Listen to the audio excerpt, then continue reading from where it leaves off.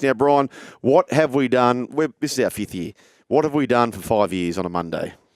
A grades. We've done A grades. We've done A grades, and we've crossed to our counterparts. Had coffees. Where else but Queensland? Where else but Queensland? And look, Matty Rogers and Stephen O'Keefe. Stephen O'Keefe has gone past the border. And, well, let's talk about that A grade. It is A grade Monday. Yes. And the not-so-random South fan who turned up to the Super Bowl as a random South fan and told the world he was a random South fan. Anyway, thank God he's not there. And this could be, I tell you now, you snooze, you lose. This could be one of the great combinations in sport, Brian. Mat Rogers to the power of Stephen, if you don't mind, SOK, if you don't mind, O'Keefe. Come in, lads. How are you, boys? Oh, good. Police Academy. What about these blokes? Going good, At the Police Academy. This is one of the great intros of all times. Geez, I've missed both of you. Is there? How Really? is it? Have How you is really? it? I really have. Gee. Rat. They're just they're good value. Okay. I used to pick up all the shifts that Fletch never used to turn up to, but they've gotten so big for their boots. I These don't blokes. want to go down that path. I've missed a few myself. Hey, let's hammer old mate first. Have you heard from him? Yeah, we had a chat with him. He is. It'd be fair to say I've never seen or heard him in this state. Oh, I'm fractured. I don't know how many pieces I'll be in. His voice. Oh, is that the hurricane when he had to drink the hurricane? I don't know what he's done. He hasn't stopped though. He went down a street called Bourbon Street. He said it picks you up at the start, chews you up in the middle, and spits you out down the bottom to the point of where he's with his wife over there, but she had to carry him home night one, and it just doesn't sound like he's recovered. I'm completely spent, exhausted. Did he get on the field, boys? Do we know that? I don't know, mate. I honestly think what he's done is he's got first night fever. He's gone too hard, and I mean we've all been guilty of that at times. Have we? Hello, Gold Coast. Yeah. And yeah, I think he might regret it a little bit because I don't think he would have, because he was talking about going deep, getting on the field and getting into the dressing room. I think he was too buckled to do that. Yeah. Wow. Is he got a bit of Terry Lamb about him or not really? Can he back up? I don't think he has. No, he's not in the Brian Fletcher category or the Joel Kane. Like, I mean, we'll put it this way: if Sats was with us that night on the Gold Coast, I think I'm finding a new partner for golf on the Friday. I know. He's been living off gummy bears, boys. Is he? Oh, yeah, because they're hang on, folks. They're legal over there. Sydney, hello to Cohen. How are you, mate? Yeah, going well, lads. Yeah. How are you boys? Yeah, going good. Going real good. Good. Now, Socky, can I ask you this, buddy? Sure. There was reports saying this might be the last time we ever toured in Sri Lanka. Is that why? Well, they were saying because the ground was inadequate. Oh. Is that fair income? Oh, look, I was over there, Fletch, for the first test. I took the Australian Sports Tours over there, which nearly turned into the Australian Swingers Tours. We got to hear this story. Oh, yes, please. We couldn't get in, so we went over on night one. The Australian team had locked down the first wing of the Radisson Blue, and we couldn't get our crew in, which is about 30 or 40, and they gave me the master key. I said, look, there's a lot of people here over the age of 60. They need a room to lay down, a bed, whatever. I said, you need to give me the master key to let everyone in. I got through about 38 out of 38. The 39th, I'm starting to get a little bit tired. Matey had a couple of line lagers myself, and 38-11 turned into 38-12. 38-12 was already been checked into by a lovely young couple. So I went in through the door with the master key and found them in bed, Netflix and chilling. So I've taken a couple of the Australian Sports Tours, a.k.a. Australian Swingers Tours, into an already booked out room with the master key. A few complaints. Might be the last tour I ever go on. That would be the first time. Yeah. I just left them there and said, look, good luck, guys. Sort this out for yourselves. Won't be the last two of the run home, let me tell you. This is what we need, Brian, isn't it? Oh, yes. But no, in regards to the wicket, I felt, you know what? I felt, geez, it was a good couple of games of cricket, wasn't it? We saw Steve Smith navigate his 10,000 run, but also score back-to-back hundreds, which is amazing. Alex Carey, we unearthed a good spinner in Matt Kuhneman, and it's a different style of cricket. You know, it's not what we saw in Australia. I had no issues with the conditions whatsoever. So good fan base there as well. Healthy crowds most of the day. It's played on Gore, which is in a beautiful part on the western coast of Sri Lanka. So I'd be so surprised that if we don't see more Test cricket there. Okay. The Sri Lankans love it. I think the wicket is fantastic. Offers variability. It allows us to play someone like Cooper Connolly, who we were talking about before, give us a bit of depth in the Australian team. So, compared to, compare that wicket to the SCG wicket. Do you guys watch the SCG Test at all versus India? And we watched that game over in 3 days, and that got an okay rating. Well, these games were quite interesting and can turn on a dime. So I was quite happy with the conditions over there, to be fair. And what about, because we haven't spoken since the Greek god made his debut in that Boxing Day Test, Semi Constas. Thoughts on Semi? Do you think he can keep doing what he did in that Test match and have a career as a Test batsman? Yeah, the Greek freak. I think it's quite hard being an opening batter at Shield level, and I think what we saw. I think there was, some press out there about how Cooper Connolly got out in his, only bat for Australia, running down the wicket, hitting against a spin and got caught. But what we're seeing with these young kids is they come in and they bring this, new sense of, they're dynamic players and they're fearless. And, of course, I think Sammy Constas has a future. He played in schoolboy cricket for Cranbrook. Everyone said, that's schoolboy cricket. We'll park that. That doesn't count. We'll serve him up against the men, go and play grade cricket. Well, he did well there. Play first grade, did well there. Played Shield cricket, hit back-to-back hundreds, and of course he walked out in that MCG Test in front of 90,000. And sure, it didn't look like an orthodox way to play fast bowling, but he found a way to rattle the cage of the mighty Indian team.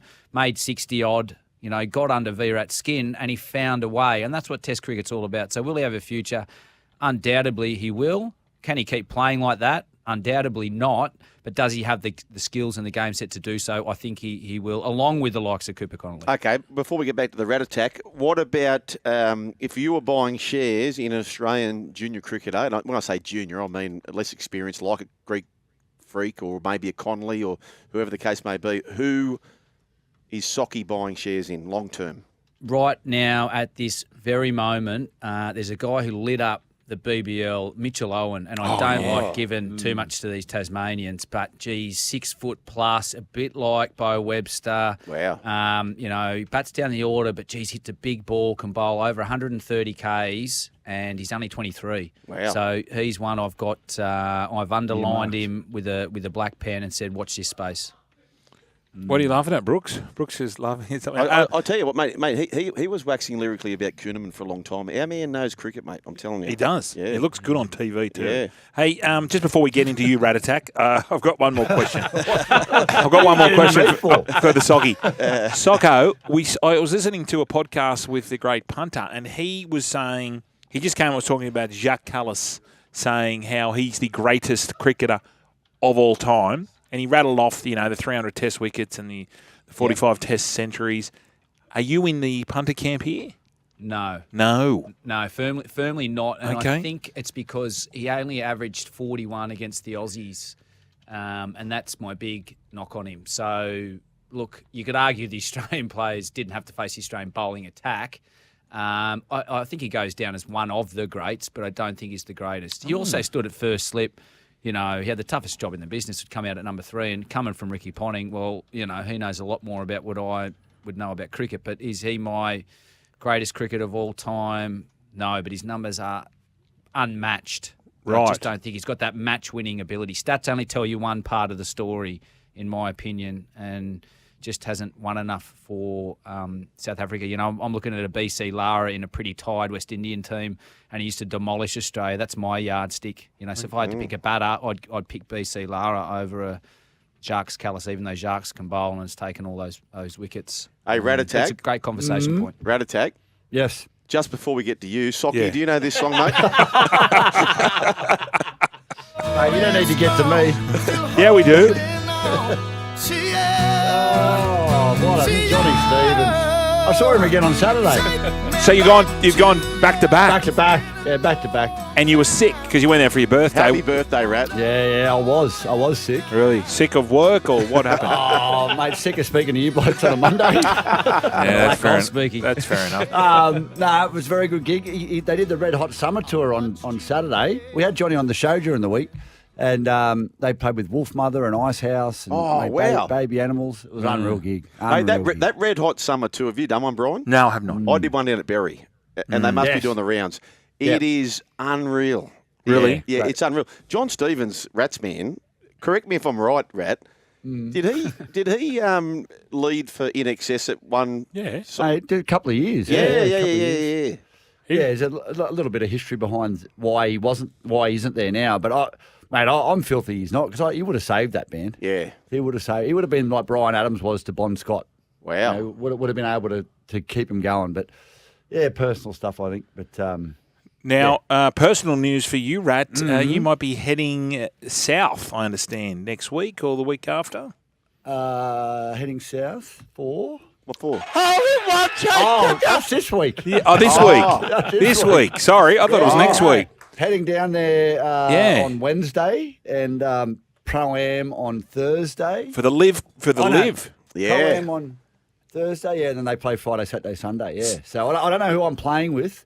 Okay. It's going to be exciting. That would be, how do they pick that? How do they pick the Pro-Am? I don't know. Well, Paul Gow, I play a bit with him. Bruce. And he made the call for me. Yeah. And he said, I'll get you in. And I'm like, sweet. And I got the call yesterday. It's like, you're in the Pro-Am. What would be your ideal partner? Who would be your ideal partner? I'd love to play with Cam, but that's not going to happen. Why? Why? Oh, just because people would pay a motto to do it, I would imagine. And I was a late call-up. So I can imagine... you know who I'd love to play with? I watched him play last year. Is that Yakman Neiman? Oh, yes. Yeah, he's a weapon. Or, land in John Rahm's group would be pretty cool. What about... who's the bloke that we on that Netflix show? Joel. What's he's not. He doesn't play for. Doesn't he live? Though? Doesn't he? No. What's his name? Joel Damon. Oh, I love him. Yeah. What perennial he's a great 80th? guy. He's a perennial 80th, isn't he? He just says, can't win. Perez would be fun to play with. Who would be? Sorry, Pat Perez. Right. He's a bit of a loose bit of gear. He's got the mullet. Wears high top Jordans when he plays.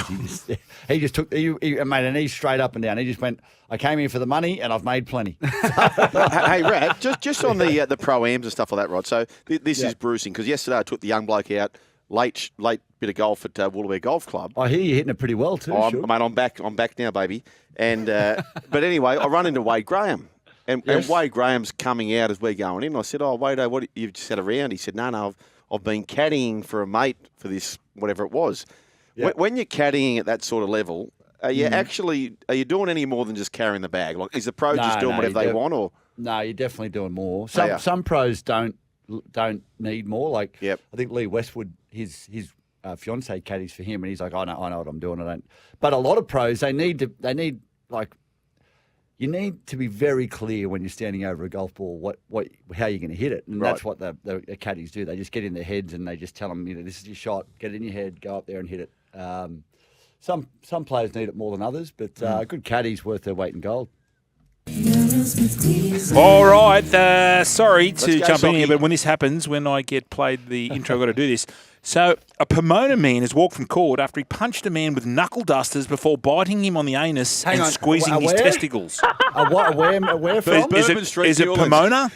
Pomona. Pomona. Is that how I pronounce it? Pomona? Pimpama?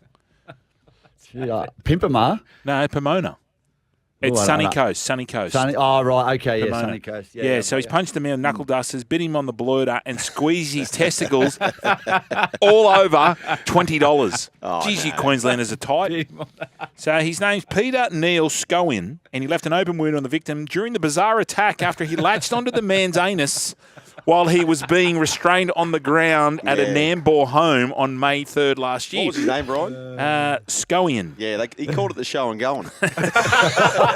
The Maroochydore Magistrates Court heard on Friday the 44-year-old man initially went to the victim's home to get back his lobster, which was owed to him. The pair argued when it spilled out onto the lawn. Scowen had to leave, so he left, but came back with knuckle dusters and he punched the victim. The struggle ensued, but the victim was able to restrain Scowen on the floor until police arrived.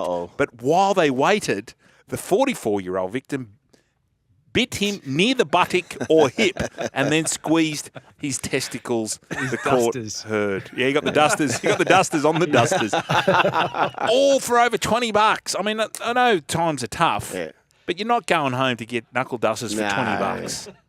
What is it with you Queenslanders? Would you do that? You both. Well, you're not a Queenslander, Soggy. Well, I've only just moved up, but I'm starting to question that move. I've only been here for a that's week. further north. That's further north. I think you're okay here. Oh, actually, you're down at you're in the Palm Beach region, aren't you? Yeah, Ben Hunt's just moved in. Oh, have you moved? Have you moved even further north?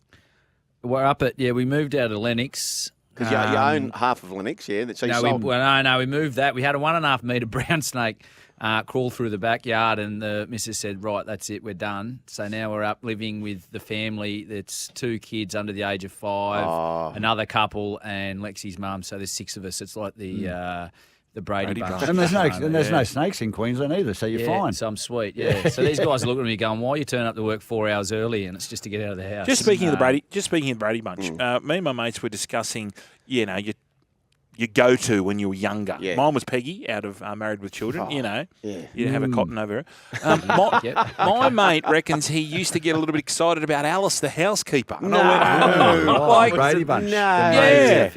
It's that, I know, horses for courses and all that sort of gear. Well, where are we going with this? Our childhood crush, is that what we're... mine used to be, I Dream of Jeannie used to be my favourite. No. I'm not talking about a childhood crush. I'm talking about you're 13, you're 14, you discover your sister's tea tree oil. Got it. Yeah, got it. That sort of gear. Probably Samantha Fox back in the day. Well, my first Hillary was Yarn Event. Yarn Event was my first. Yarn Event. But I can understand Yarna, not Alice. Not Alice. Like, fair income. I'm just going, what was it? Was it the maid? The maid outfit? Anyway, you know the best news, folks. You can continue this in your show and get cancelled instead of us. Great. Good on you, boys. See you, fellas. Good on you, boys. What, you're still here? Well, you can see more on the Joel and Fletch socials and catch us live on SEN Radio, you beautiful humans.